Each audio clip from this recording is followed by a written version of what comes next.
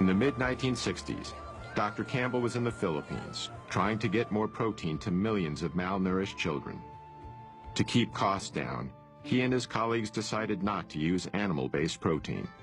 The program was beginning to show success. But then Dr. Campbell stumbled onto a piece of information that was extremely important. It centered on the more affluent families in the Philippines, who were eating relatively high amounts of animal-based foods. But at the same time, they were the ones most likely to have the children who were susceptible to getting liver cancer. This was very unusual, since liver cancers are mainly found in adults. But just the mere fact that they occurred in children said, you know, there's something here. This is pretty significant. We learned that animal protein was really good in turning on cancer. During the same time, the way Americans ate was changing, again. The number of fast food franchises was exploding, as more and more overscheduled Americans began using them as a convenient way to feed themselves and their families. While the fast food revolution was sweeping the nation, the rate of cancer deaths in America was continuing to rise. As a result, in 1971, President Richard Nixon initiated a program that was dubbed the War on Cancer. We are here today for the purpose of signing the Cancer Act of 1971. And I hope that in the years ahead, that we may look back on this day and this action as being the most significant action taken during this administration. On the front lines of this new war was Caldwell Esselstyn. By 1978, he was chairman of the breast cancer task force at the Cleveland Clinic. Yet he soon began to doubt the medical procedures he was using. No matter how many of these operations I was doing for women for breast cancer, I wasn't doing one single thing for the next unsuspecting victim. So Dr. Esselstyn started investigating the global statistics on breast cancer. One of the facts he discovered was that the incidence of breast cancer in Kenya was far lower than it was in the United States. In fact, in 1978, the chances of a woman getting breast cancer in Kenya were 82 times lower than in the U.S.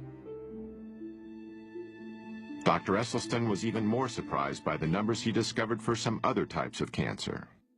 In the entire nation of Japan, in 1958, how many autopsy-proven deaths were there from cancer of the prostate?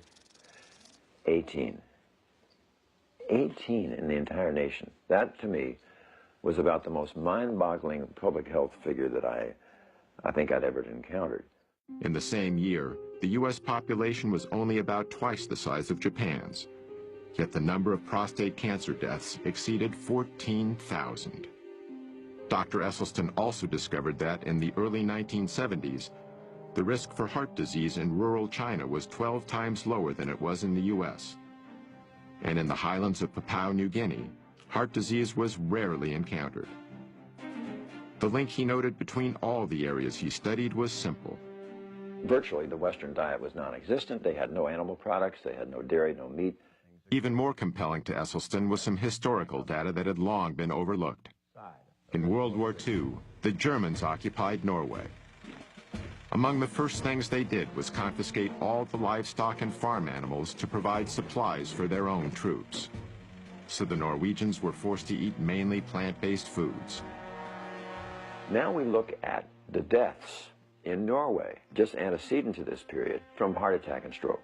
1927, 1930, 35, look right up here, right at the very top, 1939. Bingo! In come the Germans.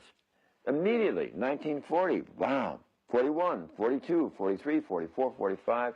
Have we ever seen a population have their cardiovascular disease plummet like this from statins, from bypass surgery, or from stents?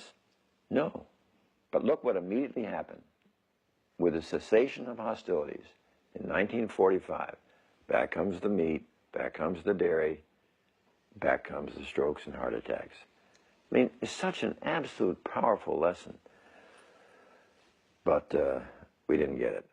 Because of evidence like this, Dr. Esselstyn was making the same assessment that Dr. Campbell was due to his work in the Philippines, seeing a causal link between animal-based foods and some of our most deadly diseases. But they weren't the only researchers coming to this conclusion. Another was Dr. John McDougall. In the mid-1970s, he began practicing on a sugar plantation in Hawaii. What I observed there was the health of the people differed dramatically depending upon how long they'd been in Hawaii. People who were raised in Japan, the Philippines, Korea, China, first generation, who had moved from their native land, were always trim. Never had heart disease, prostate cancer, colon cancer, breast cancer, rheumatoid arthritis, multiple sclerosis.